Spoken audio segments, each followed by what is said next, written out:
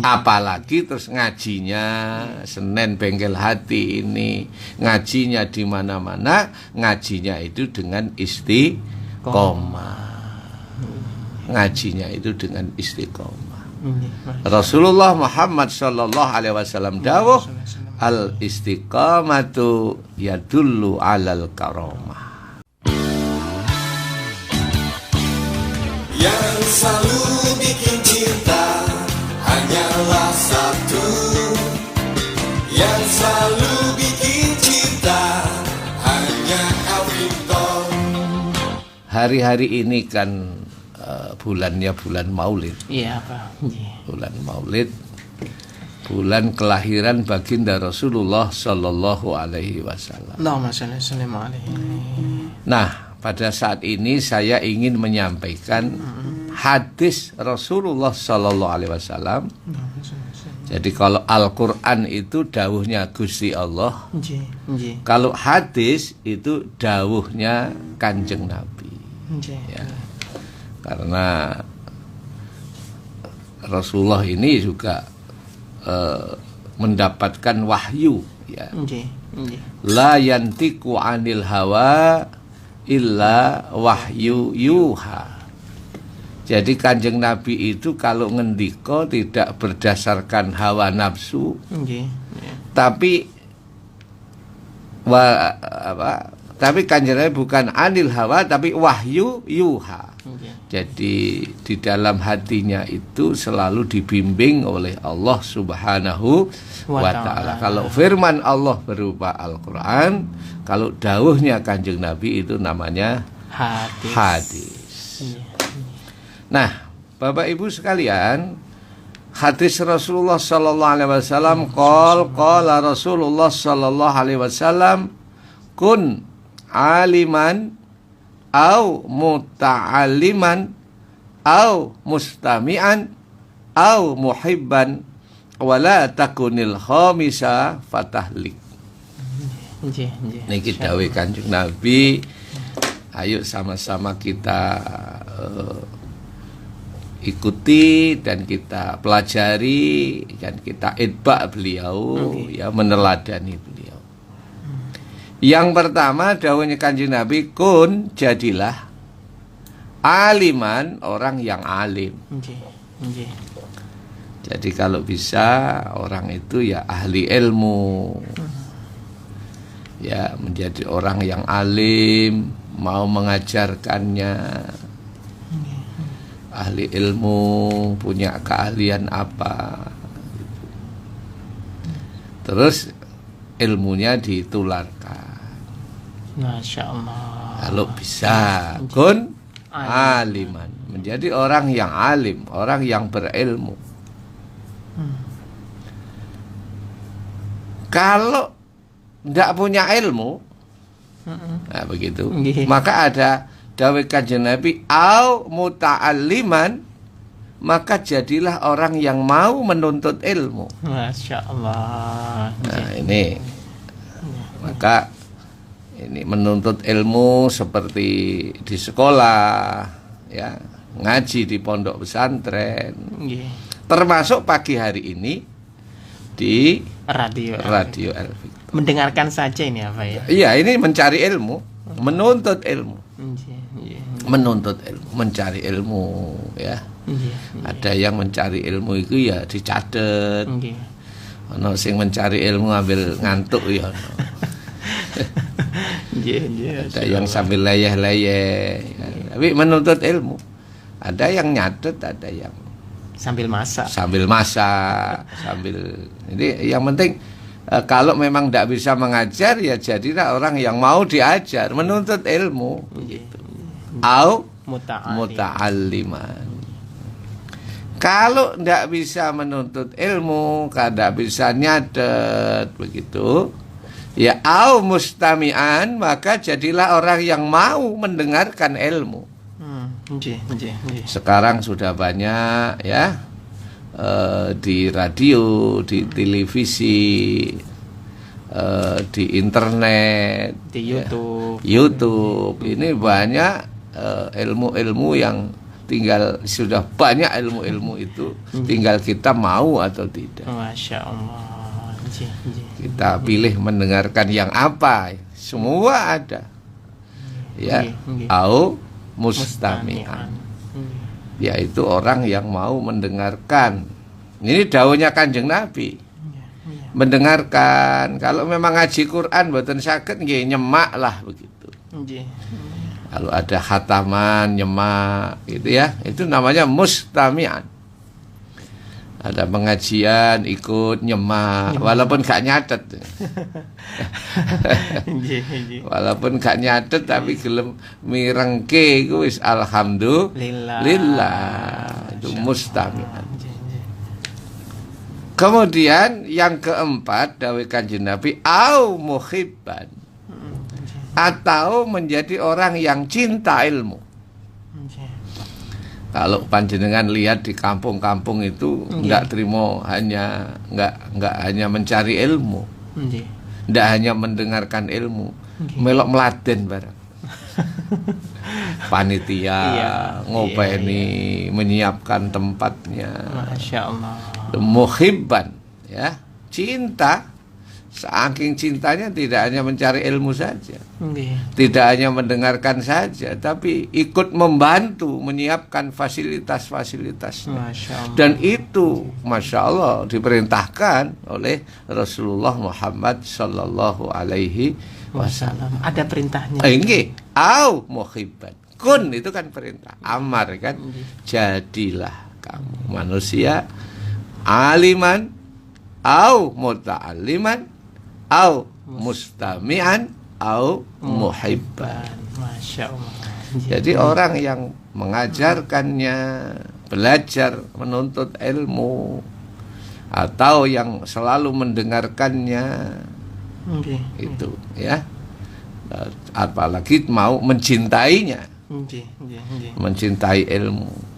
Begini loh Bapak Ibu sekalian, dulur El Victor, Mas Ishak yang saya hormati. Ngaji-ngaji itu walaupun panjenengan sudah bisa, sebaiknya seneng ngaji saja. Itu menjadi tirakat panjenengan. Ngaji sebagai tirakat. Iya. Apa itu tirakat? Tirakat itu bahasa Arab dari kata tarikun. Meninggalkan yang seneng-seneng. Ngantuk ditinggal ngaji. Ngantuk gak dilayani terus turu nih.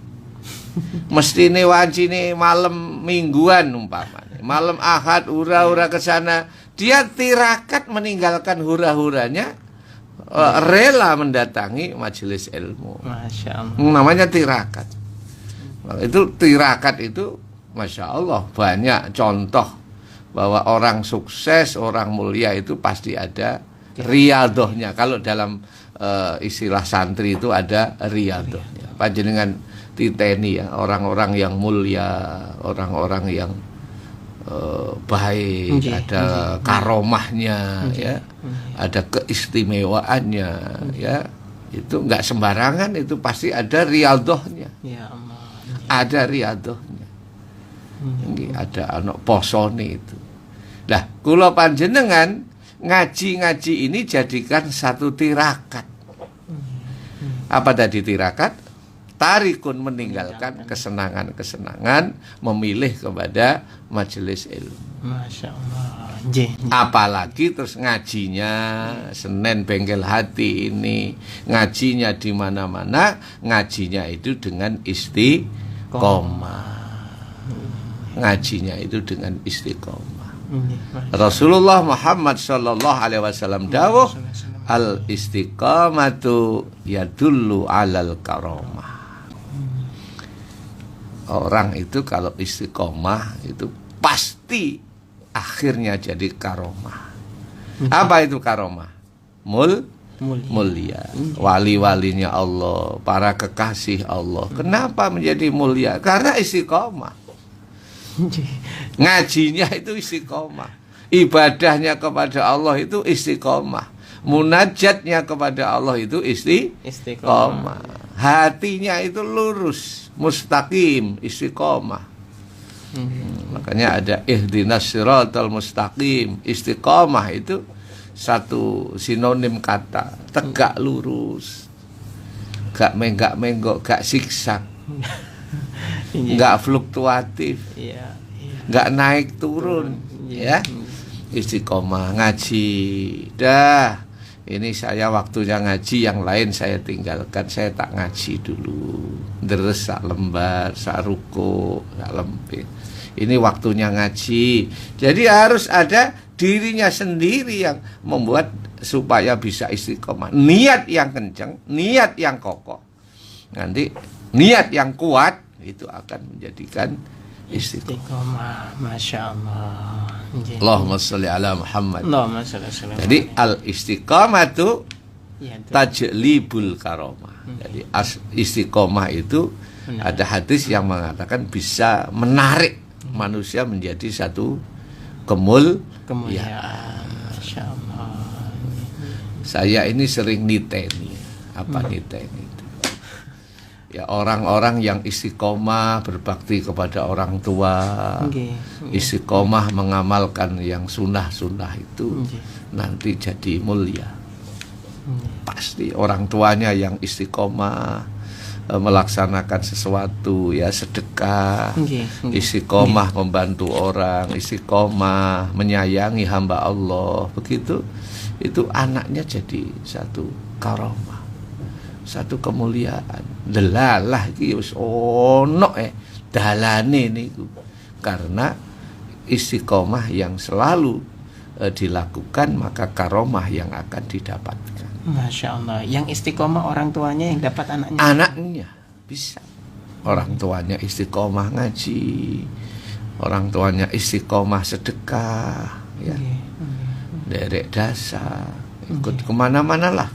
Yang penting istiqomah, itu ya. Deres Quran, sholat duha, istiqomah itu. Itu bisa jadi orang tuanya yang tirakat itu anaknya yang menjadi mulia. Zuriyahnya itu, cucunya, bahkan kadang buyutnya itu. Orang tuanya yang istiqomah memperjuangkan Islam, anaknya jadi orang mulia. Dan saya teruskan Bapak Ibu, hadis Rasulullah, wala takunil khamisa fatahlik.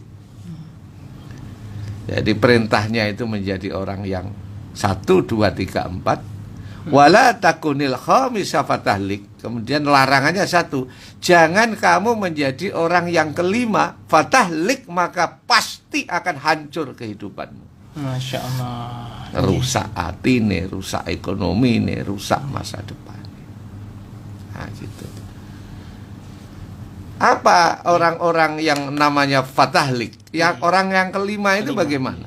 Orang yang kelima ini di dalam sebuah hadis, di dalam kitab, ya, di dalam satu kitab Faidul Qadir itu diterangkan, wal khamisatu antab ghadal ilma wa ahlahu. Ya Allah, antab ghadal ilma wa ahlahu. Artinya orang kelima itu adalah orang yang benci kepada ilmu dan benci kepada ulama. Ya Allah. Ya. Benci kepada ilmunya, benci kepada orang yang punya ilmunya. Fatakuna minal halikin. Maka kalau orang itu sudah benci dengan ilmu dan benci kepada ulama, orang-orang ahli ilmu, fatakuna minal halikin, maka dia pasti akan menjadi orang yang hancur.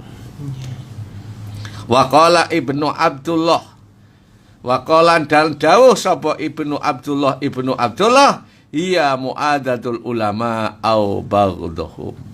Dia adalah pembenci para ulama, ya, dan mereka termasuk orang-orang yang memusuhi, sudah membenci, memusuhi. Makanya dulur, kula jenengan nek iso urip ojo gampang musuhan, ojo gampang membenci. Sepakat? Ojo gampang uring-uringan. Ditulis. Ya, ojo gampang membenci, ojo gampang memusuhi, ojo gampang uringan. Sepakat? Nggih, sepakat. Insyaallah. Makanya Kanjeng Nabi urip nedosi Kanjeng Nabi niku dawuh wong urip niku nek pengen ayem enak niku enten carane.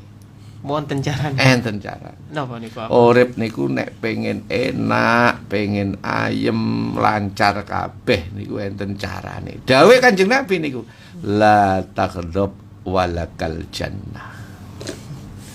Apa? La taghdab walakal jannah. Kamu jangan gampang marah, maka surga akan kau dapat. Surga dunia maupun akhirat. Wis pokok wonge aja uring-uringan. Suka mangkelan, suka gondokan. Mboten enak niku. Enten apa mboten? Jawatan mawon. Tembung titian. Jangan uringan, jangan mangkelan, jangan doa. Ngoten lho. Masya Allah. Oh ya Rabb, la taghdab walakal jannah. Jangan kamu gampang marah, yang sabar walakal jannah, maka kamu pasti akan mendapatkan surga dunia dan akhirat. Pokok kuncine iku ternyata urip enak iku gak muring-muring. Gak gondokan. Nggih. Gak gondokan, gak muring-muringan, gak mangkelan. Ya, caranya dirubah lah mantun ngaji teng bengkel hati nih. Allahumma sholli ala Muhammad. Jadi Kanjeng Nabi dawuh urip enak niku wis aja uring-uringan, aja mangkelan, aja gondokan. Insyaallah nggih nikmat. Masyaallah. Nikmat insyaallah. Itu pasti ya. Dong gitu. Nikmat. Niki dawuh Kanjeng Nabi ya. La taghdab walakal jannah. Jangan marah. Jangan mangkelan, jangan uring-uringan, jangan gondokan. Surga yang kau dapat. Itu janjinya. Walakal lan tetep kanggo sira kabeh iku swarga. Swarga gurung nang akhirat, nang donya nggih swarga. Dulure kathah, rezekine lan lancar, komunitase kathah, dulure kathah, sing ndongane kathah, nggih swarga niku. Nek uring-uringan niku napa nikmat. Muring-muring. Kalau temperamental ya. Nah, dulur lanang niku. Temperamental, reaktif ya. Buat bar getun. Iya. Buat bar getun. Memang begitulah. Kalau watak manusia ini dalam ilmu psikologi itu dibagi beberapa kategori ya. Ada yang mengatakan watak manusia itu yang baik itu ya tidak uring-uringan, tidak suka marah, dan lagi ini gampang memberi maaf. Gampang memberi maaf. Ini yang paling bagus itu. Apa tadi? Gampang memberi maaf. Nah, tidak marah, tidak uring-uringan, tidak gondokan, dan pemaaf. Itu tipe nomor wahid ini. Tipe nomor wahid. Ya. Tidak gampang marah, gak ngamuk. Masya Allah. Niki karakter atau perilaku yang lebih baik. Kalau di bawahnya itu wataknya ya baik, tapi tidak lebih baik. Ya baik. Apa itu? Yaitu manusia yang gampang marah, juga gampang uring-uringan, juga mudah memberi maaf kepada orang lain. Ya itu tadi.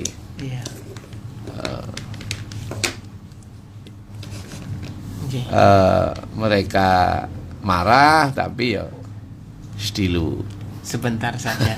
Uring-uringan tapi habis itu memaafkan. Itu baik, tapi bukan yang lebih baik. Yang lebih baik adalah apa tadi? Pemaaf. memaafkan. Tidak uring-uringan, tidak gondokan, tidak membenci, dan juga pemaaf. Pemaaf itu nomor wahid itu. Masya Allah. Nggih. Baik. Nek saged nggih sing nomor 1 niki gak gondokan, gak muring-muringan, gak mangkelan, terus juga pemaaf. Masya Allah. Nggih. Lah sing nomor 2 napa Pak? Uring-uringan. Iya, uring-uringan, gondokan, mangkelan, tapi pemaaf. Diluk wis nyepuro, diluk wis memaafkan. Ya. Baik, dulur, mudah-mudahan kita tidak menjadi orang yang suka membenci ya. Wala takunil khamisa fatahlik. Ya, jangan menjadi orang yang kelima tadi. Orang yang kelima adalah orang yang apa tadi? Antabghadal ilma wa ahlahu, orang yang membenci ilmu dan ahli ilmu, yaitu para ulama. Masya Allah.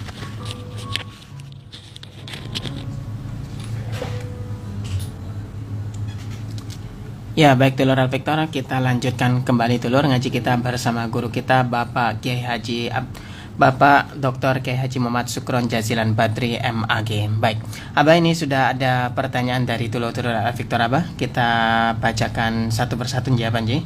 Ini ada dari Bu Rifa Sidoarjo. Assalamualaikum warahmatullahi wabarakatuh. Pak Yai, saya mau tanya dan maaf jika tidak sesuai dengan tema. Begini Pak Yai, di lingkungan RT saya itu ada simpan pinjam uang. Tapi caranya begini, jika uang sudah terkumpul semua dipinjamkan pada anggota secara merata. Misalnya 300.000, maka semua anggota dapat pinjaman sama, terus dicicil 6 kali. Tiap cicilan 55.000, dan pada akhirnya nanti sisa uang cicilan itu dibagikan secara merata. Ini gimana Pak Yai? Apa termasuk riba? Mohon pencerahannya. Matur nuwun. Baik, terima kasih terkait dengan ekonomi syariah ya. Jadi kalau memang simpan pinjam itu harus ada akad yang jelas. Harus akadnya yang jelas. Tidak boleh memaksa orang yang tidak berkeinginan ya. Kalau memang mereka ikut dengan akad yang jelas, maka itu diperbolehkan. Dan hasil manfaatnya juga untuk masyarakat secara umum. Gitu ya. Jadi yang penting itu jelas akadnya ini. Ya. Misalnya 300.000 nanti mengembalikannya 6 kali 55. Berarti kan ada 30.000. Ada tambahan 30.000 ya, 30.000 per orang misalnya. Terus nanti akan dikembalikan kesejahteraan kepada para anggota ya, asal itu ada kesepakatan dan semuanya sudah disepakati ya, monggo silakan. Nah, jangan sampai melakukan sesuatu yang tidak ada akad yang jelas.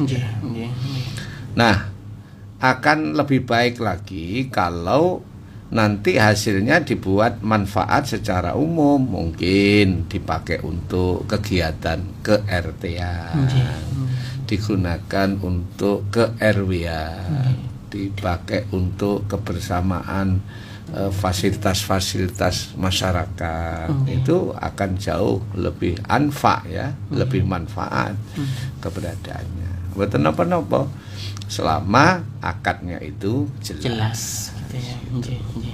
Yang diperhatikan berarti akadnya ya Pak? Iya, yang diperhatikan juga akadnya.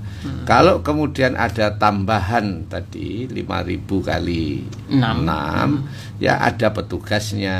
Mungkin nanti manfaatnya itu untuk masyarakat secara bersama-sama. Ya tidak ada apa-apa. Manfaatnya tidak digunakan untuk kepentingan pribadi. Ya kayak bank-bank secara umum itu kan pasti ada tambahan karena ya sewa kantornya, sewa apa tadi, bayar karyawannya, internetnya, listriknya, itu biayanya tidak sedikit. Ya, maka ya diambilkan dari tambahan itu. Dari mana kalau nggak ada tambahan, uang dari mana untuk sewa kantornya, untuk bayari karyawannya? Karyawan juga punya keluarga. Maka Bapak Ibu sekalian, lakukanlah dengan akad yang jelas. Faktubuhu la'alakum tuflihun. Kalau dalam Al-Quran itu segala sesuatu catatlah dengan baik, maka kamu pasti akan beruntung. Masya Allah, jelas nih. Baik, lanjut apa? Ya. Ini ada pertanyaan dari Pak Didik Waru. Bagaimana kalau tetangga kita menyebalkan? Bagaimana carane noto ati?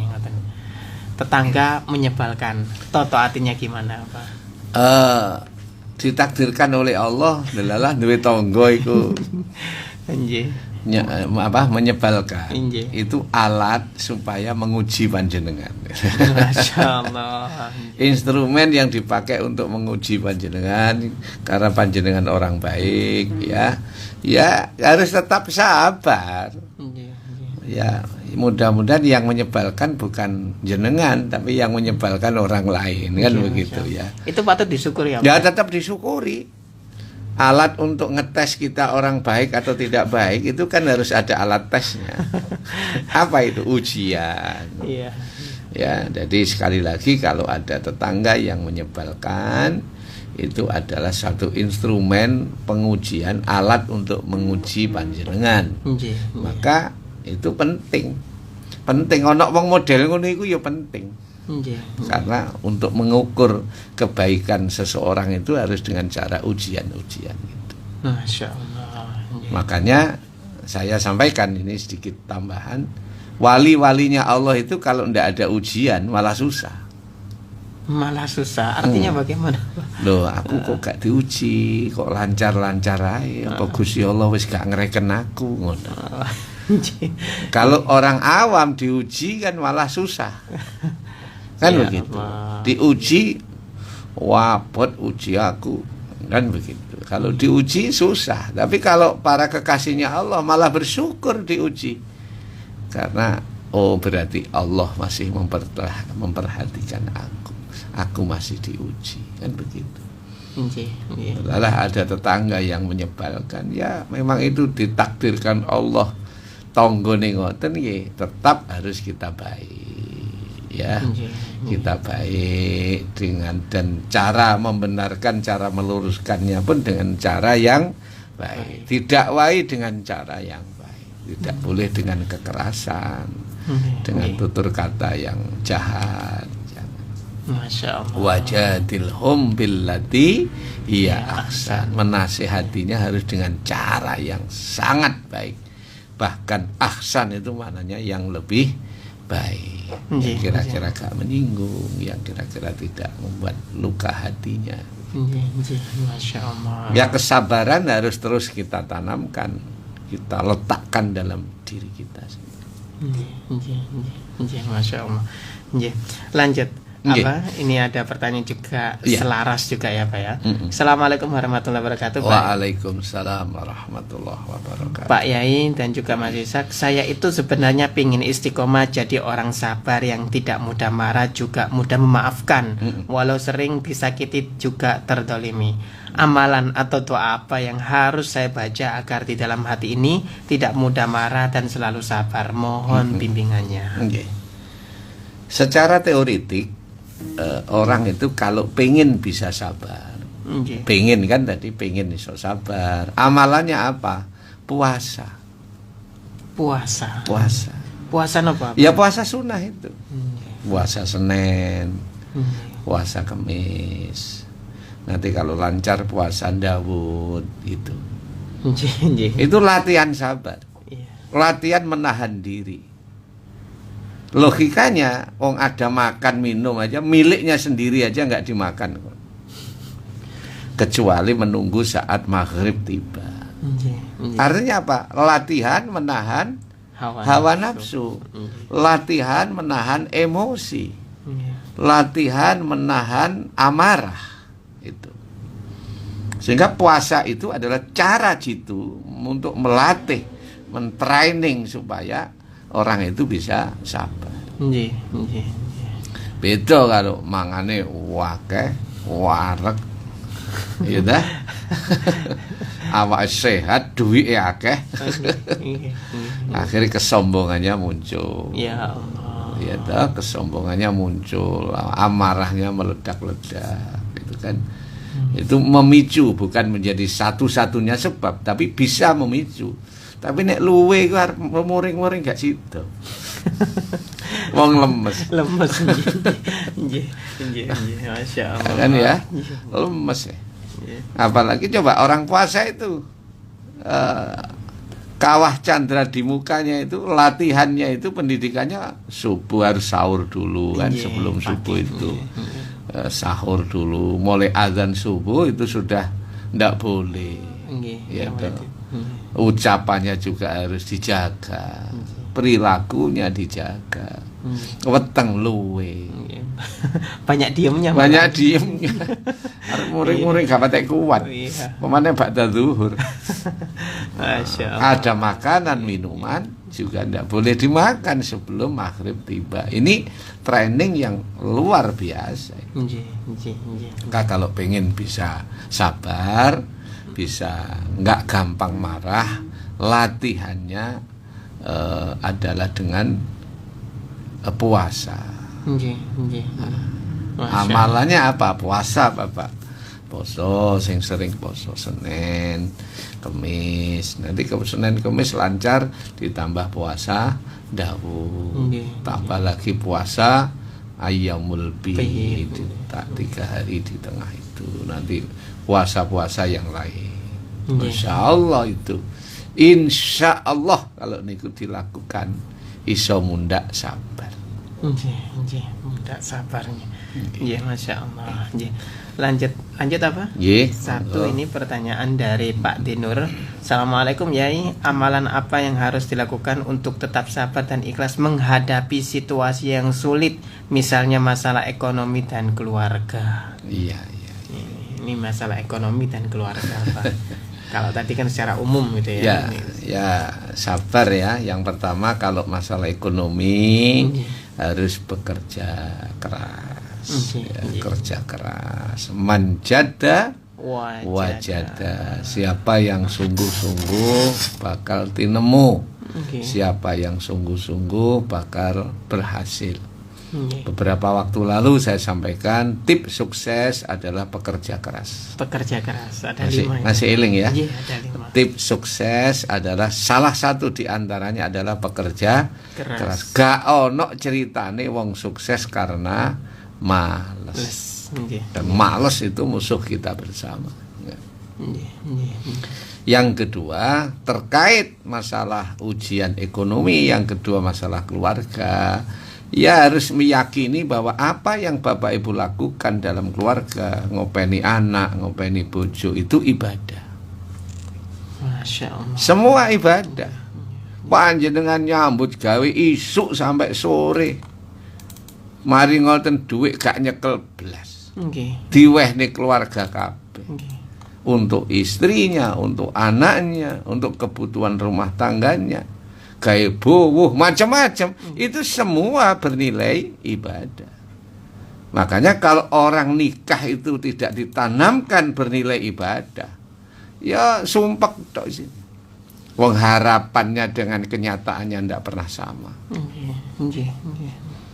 Harapane mbiyen, janjine ya, kenyataane, sik pacaran ya apik kabeh.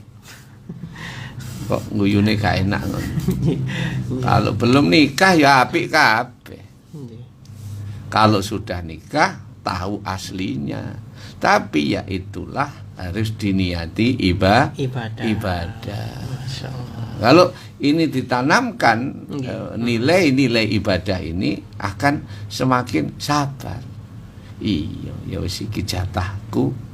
Aku kerja banting tulang pagi sampai pagi ya untuk keluarga, ini nilai ibadah.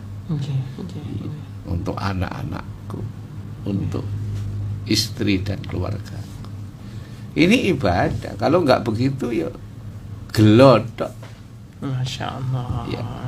Kalau perlu itu sorone wong lanang itu ora diketokne bojo. Nek seruh sorone tambah Gak mentolo mangan koyone sing lanang. Nggih. Ya. Ya, begitulah caranya. Ya. Ya, Masya Allah. Mudah-mudahan ujian tentang ekonomi segera ditulungi oleh Allah Subhanahu wa taala. Kalau amalannya ya baca inna a'toinakal kausar, Bapak. Inna a'toinakal kausar fasholli li rabbika wanhar inna syani'aka huwal abtar. Al-Kausar itu artinya nikmat yang banyak. Makanya kalau membaca itu insya Allah surat Al-Kausar itu insya Allah akan diberi kenikmatan yang lebih banyak. Kenikmatan rezeki, kenikmatan kesehatan, kenikmatan tambah dulur, kenikmatan yang lain.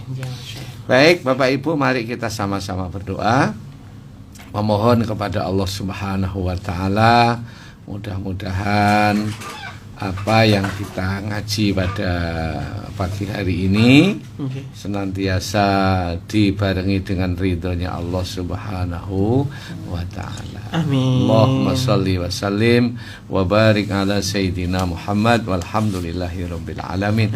Allahumma ighfir lana dzunubana wa li walidaina warhamhuma kama rabbayana shighara. Ya Allah, ampunilah dosa-dosa kami, kekhilafan kedua orang tua kami, kesalahannya para guru kami, kesalahannya para pemimpin bangsa kami. Ya Rabb, pada pengajian pagi ini bimbinglah hati kami ke jalan yang lurus. Amin ya Allah. Bimbinglah hati kami ke jalan yang benar. Amin ke ya jalan yang Engkau ridhoi. Derek lampai Kanjeng Nabi Muhammad sallallahu alaihi wasallam. Jadikanlah kami orang-orang minas sabirin, bukan orang-orang yang pembenci, bukan orang-orang yang pemarah, bukan orang-orang yang suka marah, tapi menjadi orang yang pemaaf, menjadi orang-orang yang sabar dan kuat dalam menjalankan ujian darimu ya Allah. Kuat dalam menjalani kehidupan ini ya Allah. Bimbinglah kami, berilah kekuatan kepada kami, karena tidak ada daya, tidak ada kekuatan kecuali hanya dari Engkau ya Allah. La haula wala quwata illa billahil aliyyil azim. Rabbana atina fid dunya hasanah wa fil akhirati hasanah wa qina adzabannar. Walhamdulillahi rabbil alamin. Terima kasih, mohon maaf. Wassalamualaikum warahmatullahi wabarakatuh.